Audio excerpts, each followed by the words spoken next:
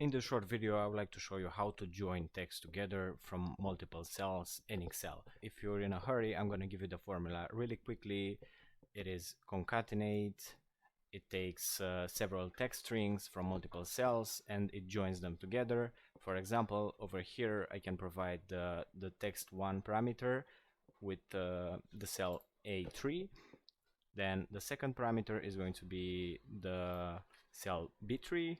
Close my parentheses, and when I hit enter I get this. Now because my data it's a first name and a last name and I have to get a full name, I will have to enter a second parameter in here, which is a white space, and I'm hitting enter and here it is.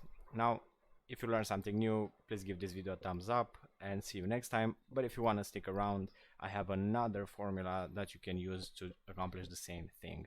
We're hitting equal and then we're selecting the first parameter, then I'm hitting ampersand and I'm adding a white space in here and another ampersand, and I'm selecting the last parameter, and when I hit enter you can see that I got the same result in here. These are two separate ways that you could use to join text together, by either using the concatenate function or by simply concatenating cells using the ampersand.